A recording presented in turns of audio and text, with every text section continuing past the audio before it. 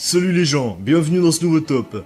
Il y a des gens qui sont partis de rien et qui ont réussi à faire une fortune, tandis que d'autres ont réussi à devenir riches en héritant de leurs parents ou tout simplement en ayant eu un coup de chance, par exemple en gagnant en loto. Et aujourd'hui on va découvrir 5 personnes qui sont parties de rien et qui sont devenues milliardaires. C'est parti!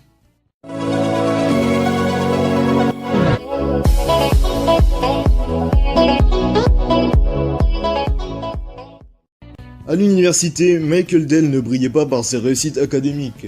En revanche, il s'activait avec talent dans sa chambre du campus d'Austin pour imaginer et assembler des ordinateurs. Si bien qu'il lâche ses études à 19 ans pour créer son entreprise avec seulement 1000 $ gagnés en vendant des abonnements. Dès le début, en 1984, Dell édicte quelques-unes des recettes qui feront son succès.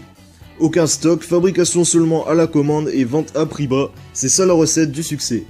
Entreprises et particuliers qui s'équipent à cette époque de PC sont séduits. Dell devient numéro 2 mondial de la fabrication d'ordinateurs. Entre 1996 et 2000, le cours de la bourse de l'entreprise est multiplié par 500, faisant de Michael Dell un nouveau milliardaire sur cette terre. Il s'en vante volontiers, John Paul DeJoria connaît aussi bien la rue que les palaces. Enfant, il vend des cartes de Noël et des journaux pour aider sa famille. Mais sa mère, incapable de l'assumer financièrement, l'envoie dans un foyer. Là, DeJoria file un mauvais coton. Il intègre un gang de Los Angeles et finit SDF. Finalement, son salut viendra de son prof de maths qui lui assène qu'il n'arrivera jamais à réussir quoi que ce soit dans la vie, une provocation qui chatouilla d'ailleurs son orgueil. Il se fait embaucher par un laboratoire de produits capillaires. Viré pour avoir critiqué la stratégie commerciale, il emprunte 700 $ et monte sa propre marque, John Paul Mitchell Systems, en s'associant avec un coiffeur. Depuis, ses produits capillaires ont fait sa fortune qu'il a diversifiée dans l'industrie musicale. Que de chemin parcouru pour le fondateur de Zara. Amancio Ortega Gaona quitte l'école à 14 ans.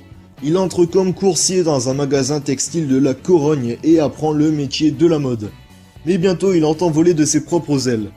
À 27 ans, il crée sa propre marque qui s'appelle Goa, donc ce sont ses initiales à l'envers, et confectionne des peignoirs. Avec son épouse, il étend ses collections et ouvre son premier magasin Zara en 1975. C'est le début d'un succès irrésistible malgré le fort développement de sa marque. Le fondateur a quand même réussi à conserver plus de 60% des actions. Mais Ortega, c'est aussi une discrétion légendaire puisque sa dernière apparition publique remonte quand même à 2001.